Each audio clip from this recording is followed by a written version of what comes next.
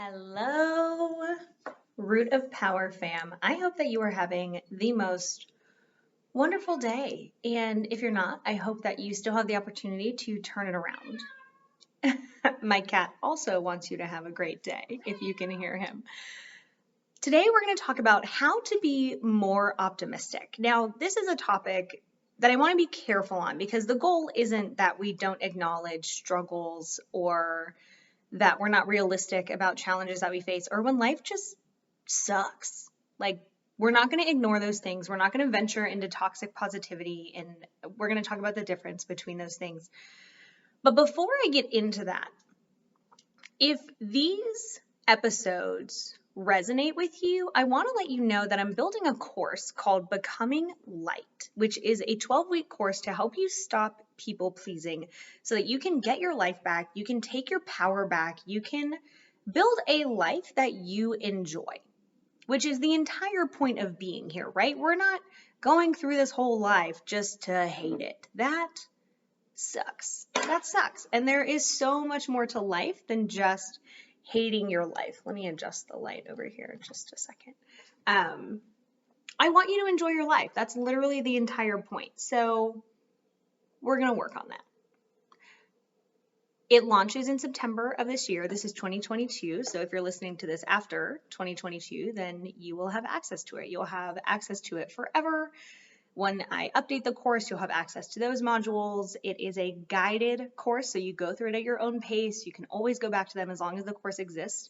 And we're going to talk about things like dirty versus fluffy self-care and how you need to actually practice dirty self-care and how to set boundaries and what the heck are boundaries and green flags versus red flags for relationships and knowing what your values are.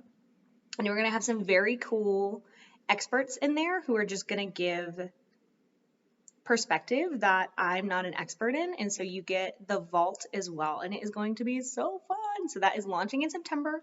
You can sign up for the waitlist. The waitlist gets an extra bonus from me. Probably it's going to be a coaching call where we just dig into your life and get to personalize these things for you, which if you don't get to work with me personally, obviously you don't get to do. So you can sign up for the waitlist at livemyhappyhealth.com/waitlist, and that is going to get you on it. If you want to get started today doing some stuff, then I'm going to give you my free coaching journal. It's the one that I do every morning. So it's a journal prompt, and you can get that at livemyhappyhealth.com/self-coaching. Totally free. Do it. Share it with your friends. Up level your life. It's a good time. So let's dig into the episode. So how to be more optimistic. I am sure that you have someone in your life who you can think of who is just like always fucking negative. Like negative Nancy. Sorry, Nancy. You're probably very nice, just like Karen's. How Karen's hate being named Karen right now, probably. There are people who are just like energy sucks, right? Like everything is wrong. Nothing ever goes right. They are just, shit is just wrong in their life, right? Even if things are going right, they discount it. They're, oh yeah, it's good now, but it'll fall through in a minute. Like just wait. This light is driving me nuts, y'all. So just wait, like, something will go wrong eventually. And that energy is so absolutely exhausting. Not only is it exhausting, it actually calls negativity into your life. Because if all you focus on is the negative, guess what you're going to start manifesting, friend? You're going to start manifesting negativity, and you're going to start manifesting things that can go wrong because our brain loves to prove us right. If you think that you will never have a happy relationship, you're going to make damn sure that you ruin every relationship that you're in. If you believe that you're never going to be happy and happiness is for other people and it's fake and it's just not for you, well, guess what you're going to be doing, friend? You're going to be ruining every chance you have at happiness.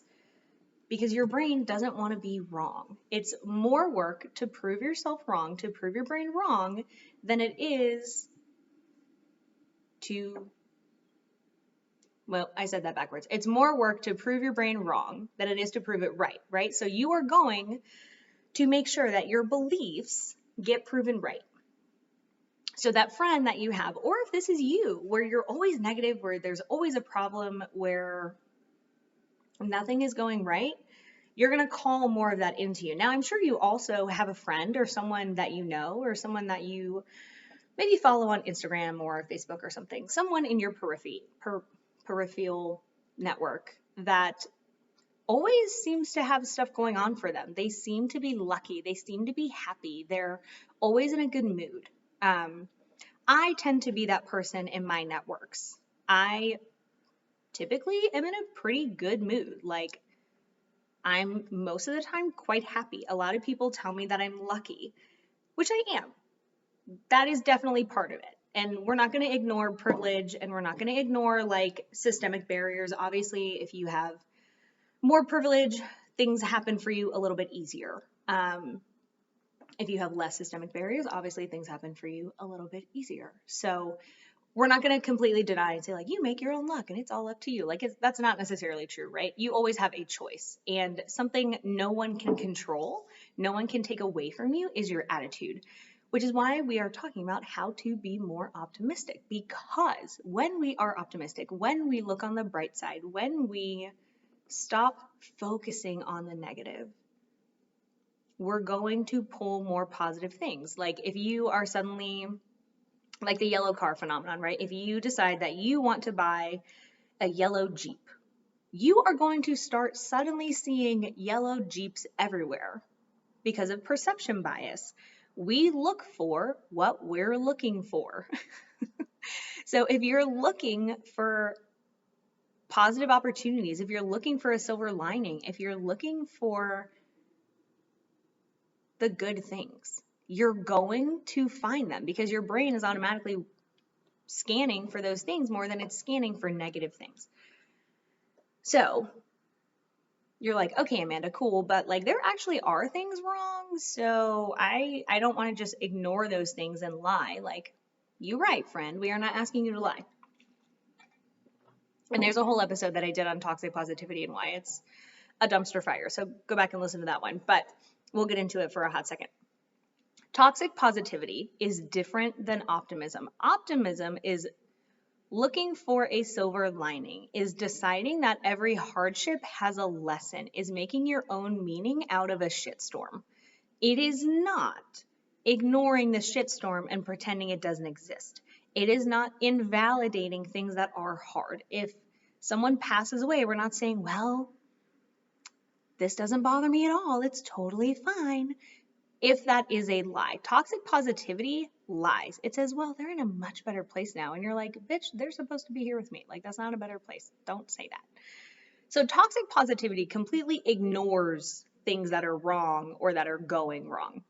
That is not what we're doing. What optimism does is it says good things do happen. Good things do happen to me. Good things can happen. Good things can come out of a hurricane, out of a shitstorm, out of whatever it is that you're going through.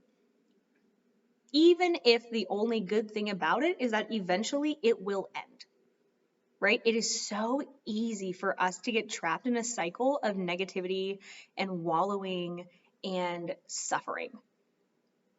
Pain is inevitable, right? You are alive, so you experience pain. Suffering is optional. You do not have to wallow. You do not have to stay there. You do not have to amplify the negative just because you're in a bad mood. So if you want to see the good in people, the good in situations, the good in challenges, we got to start looking for it.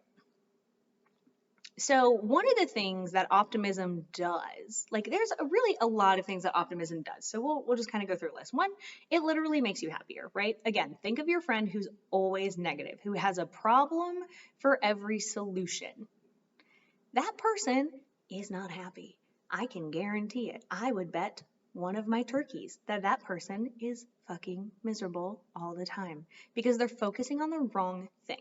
So optimism, quite literally, makes you happier. Now, I have a lot of people who are like, but Amanda, I don't want to get my hopes up. And I'm just like, listen to me, you beautiful goldfish of a human being. Like, your hopes are already up, friend. If you are excited about something, if you are looking forward to something, like your hopes are already up. Like I hate to bring it to you, but you're excited about something. Welcome to being human. We get disappointed. Things don't work out. It's okay. It may suck. I'm not going to tell you it doesn't suck, right? I had a big thing happen to me that sucks, but it's okay. Like, it is what it is. I'm not going to die about it. It is fine. Do I like that it happened? Fuck no. Is there some blessing in there? Yeah, probably. That's what I keep telling myself. So I'm currently practicing what I'm preaching to you, looking for the silver lining in this thing that happened. We were going somewhere with that. Shit. So it makes you more positive. It makes you more happy, right? Because you're literally looking for pockets of happiness all the time. And it is not the same as getting your hopes up. We want to be realistic about our hopes, and it's okay that you get excited. You can't protect yourself from future pain by refusing to get excited now because you can't control how you feel. So it's not like you can just turn a dial and be like, excitement 0. That's not a thing that we can do. So optimism allows you to be excited. And then if it doesn't work out, it allows you to be sad. And both are good. We don't want to avoid our negative, in quotes, I'll put that in quotes, our unpleasant emotions. We want to allow everything to come. So optimism allows you to also get your hopes up. It makes you much, much better at problem solving because if you're always looking for a silver lining, you're also always taking on a new perspective that every challenge has a lesson, that everything can be learned from hardships, that there has to be something in here, right? If you stop looking, you kind of lose the skill of looking right? Because looking is a skill, being positive is a skill. So it makes you better at problem solving because you say, okay, how can this work? How can we turn this into a positive? How can we spin this? You're basically like your own PR person where you're like, oh, Kim K's sex tape, right? Kim Kardashian's sex tape. Her mom was like, sweetie. She was very optimistic about Kim Kardashian's ability to be a household name. And damn if Momager Kris was not correct. Now, if she was pessimistic, it would have ruined her life and it would have been the worst thing ever. Oh my God. But like the Kardashians literally built a business off of being optimistic that they could turn kind of a bad situation, having a sex tape leaked, into a friggin' $1 billion empire. Like maybe I need to interview Kris Jenner about optimism. That would be very cool. If you know her, send her my way. So it makes you better at problem solving. It reduces the amount of negative in your life, kind of like a gratitude practice, right? So if you exist in gratitude, then you're focusing on the good things. So optimism, it's a beautiful thing. It will make people like you more because how much do you like somebody who's always in a bad mood or who's always complaining? Like, oh my God, literally shut up, stop. And I'm going to give you my rule for that when we get to number 5. So we have got 7 strategies to be more optimistic. So numero uno. Number 1, practice being aware of your thoughts, right? If you don't know what you're thinking, you don't know what you're thinking. So I will remind you that you are not your thoughts. You are the thinker behind your thoughts. Ooh, Amanda, so meta. Oh my God, what? I'll repeat it. You are not your thoughts. You are the thinker, the observer behind your thoughts. And you are not responsible for your first thought after something happens. That's typically a conditioned response. You are responsible for how you respond to your thoughts and your emotions. You cannot help your thoughts or your emotions. The first ones, right? You can respond to them in a way that works out better for your life. So it's not to say that when something bad happens, you're happy about it. That would be toxic positivity, and that would be stupid. You are allowed to be sad and hurt and frustrated and devastated and any one of those emotions. What we do after that is what matters. So it's like, it doesn't matter that you fall down, it matters that you get back up, right? So be aware of your thoughts. When you go through life, what do you think about the things that you do? Do you wake up and you're immediately, oh God, I'm so tired. I'm so pissed that I have to go to work. I hate my job. I hate my boss. Like, okay, friend, you're fucking miserable. Like, What are you doing? Why are we doing this? Be aware of what you're thinking. Once you're aware of what you're thinking, you can start challenging negative thoughts. Nothing ever works out for me. God, I'm always late. I hate all my clothes. No relationships work out. Nobody likes me. Like, that's pretty pessimistic, friend.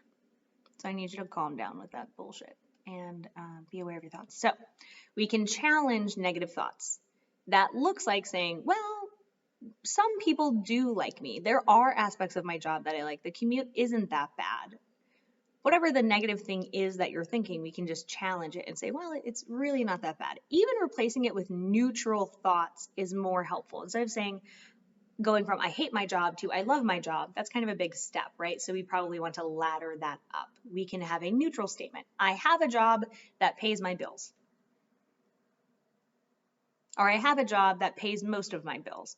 Or I like my coworkers sometimes, right? We can start with neutral statements. That's totally fine. We want to ladder up to positive, optimistic statements. Again, we don't want to lie to ourselves, but there are many good things in any situation that is terrible. Or there's at least one. So that's number one. Practice being aware of your thoughts. Challenge those pessimistic, negative thoughts and replace them with either neutral or more positive thoughts. That alone, changing your internal soundtrack, is going to totally change your outlook on life. But we keep going. Why? Because I love you and I want you to be happy. And it's kind of like a buffet, right? This is a buffet. So you're like, take what you need, leave what you don't. You don't like grab everything on the buffet. You're not like, oh, I mean, unless you really love everything on the buffet, in which case live your dream, use all these things. But take what you want, leave what you don't. Number two, we're going to actively practice gratitude. What are you grateful for? And if you tell me nothing, I will throw you off a bridge. Like, not a bridge that's going to kill you, maybe like a 10-foot bridge where there's no alligators. But I will definitely throw you off a bridge. Why? Because there is something in your life to be grateful for. Even if it's just the fact that you are alive. And maybe some of you are like, but I'm not grateful that I'm alive. Well, I would say that you're still here. So some part of you wants to be alive. And we can celebrate that. The more little things you find to be grateful for, the more little things you find to be grateful for, right? So a lot of people, when I do a gratitude practice with them, will be like, oh, my family or my friends. And I'm like, yes, great. Yeah. Okay. You love the people in your life. That's wonderful. It's a good place to start. But what about the way the light hits through the window in the morning? What about the fact that cats exist and they domesticated humans? Like, that's bananas to me. What about the fact that I can buy any candle in like any scent that I want? That is amazing. Or the fact that like birds exist. I don't know about you guys, but like I love birds. I love birds. I like to watch them. They are the funniest little things to me. Spring exists. Fall exists. Donuts exist. I don't really love donuts, but like a lot of people really love donuts. So can you be grateful for the little things? Because that is going to train your brain to look for more little things that you are grateful for. So we practice gratitude. We encourage ourselves. We validate ourselves when we're doing good things, right? Shame-based motivation does not work. It is bullshit. You would not stay on a sports team where the coach just tore you down every single day. That's not a thing. You would stay on a sports team where the coach built you up. So be your own coach and build yourself up. That's number two. Number three, we're going to reduce consumption of negative media. I actually tell every single one of my clients to stop watching the news. Oh my God, scandalous. How will I know what's going on in the world, Amanda? Listen, if it's big enough that it's going to come across, it's big enough that it's going to come across. But you do not need to be privy, aware, whatever. You do not need to be aware of every single bad things that happens on the planet, which is what the news is going to do. There's a murder in Minneapolis. There's a murder literally everywhere. This person is beheaded. Look at all these graphic images of people dead and dying and blown apart. Like, oh my God, the world is ending. Like, the news exists to keep you glued to the news. It's the same reason Instagram exists. It's the same reason social media exists. The entire point of those platforms is that you spend all of your time obsessively watching them. TikTok, same thing, right? Get off of them. Get off of social media. Stop if you're spending hours a day on it. Stop watching the news. Stop getting my mom. Oh my God, y'all, my mother, I love her so much. God bless her heart. Has these alerts from multiple news platforms that come to her phone. None of them are good. A murder here, a beheading here, a whatever here, from all over the world. Like, we are not meant to take on that much information, hands down. We're also not meant to take on that much negative information. Like, it is insane. Stop watching the news and watch your anxiety immediately go down, and probably your depression go down. So, unfollow people who make you feel like shit. Follow people who inspire you. You own your social media platforms. Get rid of people who make you feel like a dumpster fire. Follow people you love. Mute people who you're like, I hate this motherfucker, but I follow them because I don't want to unfollow them and cause the drama. Mute them. It's a beautiful thing that you can do. Also, stop watching the news. You're welcome. Number 4, focus on a solution instead of the problem. Now, this one is not going to work every time. Sometimes there is nothing that you can do except practice acceptance and move on. Sometimes that is the entire point of a lesson, is that there is nothing you can do. You've exhausted all your options and you need to accept it and move on. But most of the time, solutions can be found for most problems. Sometimes you can't, right? So that one's not going to work every time, but the better you get at focusing on solutions, the better you get at focusing on solutions, and the better you get at problem solving. So that is a beautiful one. Here is number 5. It's one of my favorites. Stop complaining. Like, literally shut up when you want to complain. And you may be like, Amanda, but life is hard and complaining helps. It's venting. Not a venti from Starbucks. It's venting. I feel so much better after I vent. Listen to me. If you are talking about the same situation more than once, you're not venting, you're complaining, and you're pissing yourself off every single time you talk about it. That is not venting. Venting is a release of pressure one time, because once the pressure is released, it doesn't come back. Complaining is complaining. You talk about the same issue with multiple people. You're mad every single time. You wallow every single time, and the issue gets bigger and bigger and bigger, right? Stop complaining and watch your life change.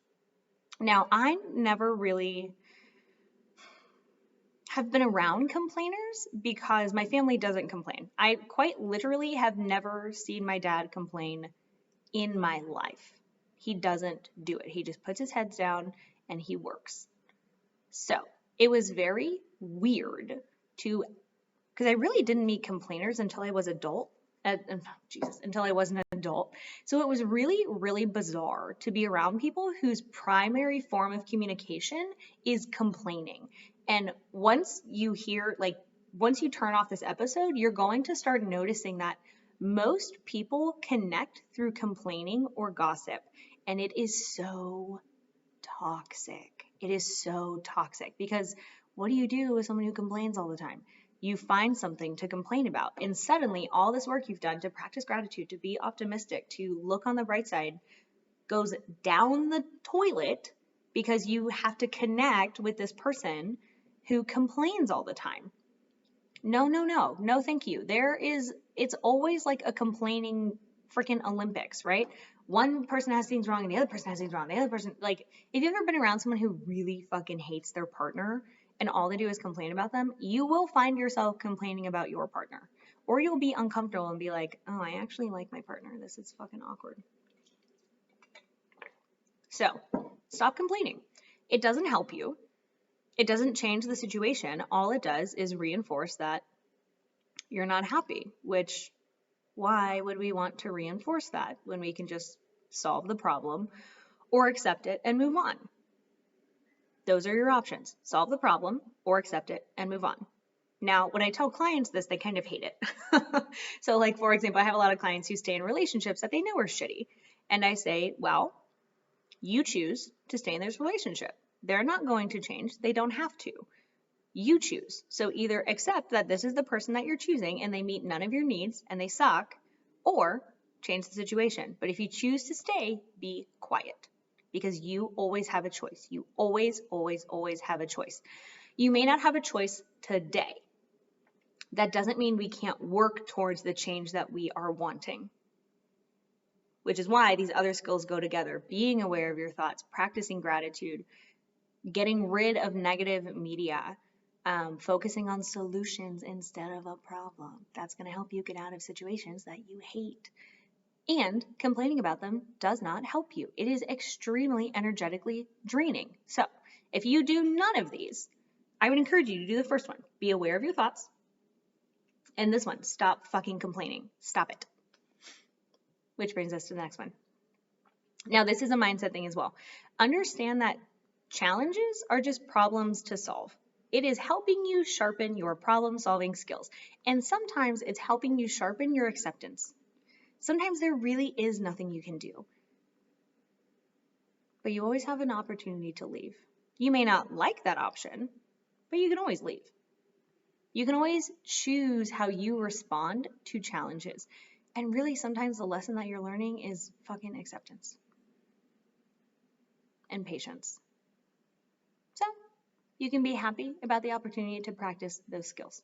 Or you can be really mad about the opportunity to practice those skills, but either way, you're practicing the skills, so you may as well be happy about it. The last one is hard. And sometimes I vibe with it and sometimes I don't, but I wanted to throw it out just in case it helped you, is adopting the mindset that everything happens for you and not to you. Now, let me be very careful when I say that, because that is not me saying that you deserve your trauma, that you deserve abuse, that you deserve sexual assault, that you deserve hardship. You don't deserve any of those things. No one does. What that phrase says, that everything happens for you and not to you, is that you have the opportunity to look at everything that happens in your life, good and bad, as an opportunity in service of your growth. When things are good, we practice gratitude, we practice humility, we practice discipline, we practice whatever. When things are bad or they're very bad, we practice resilience, or we practice getting support, or we practice whatever it is that we need at that time. That may serve you sometimes, it may not serve you other times. That's why you can take or leave anything that we say. So everything happens for you and not to you. Humans are meaning makers. We make meaning out of the things that we experience. It is what we do. I don't know if other animals do it because I can't read their mind and I can't talk to them. But it is definitely a thing that humans do. So make meaning out of your experiences. How did they happen for you instead of to you? That is it's a shift out of victim mindset. So there you go. There are the 7. I'll go over them one more time so that they are fresh in your noggin. Practice awareness of your thoughts. Practice gratitude. Get out of a negative news cycle. Stop watching the news so that you're freaking traumatized and scared all the time. That is not good for you. Focus on making solutions instead of focusing on the problem. Start problem solving. You will be amazed how most things are problem solvable.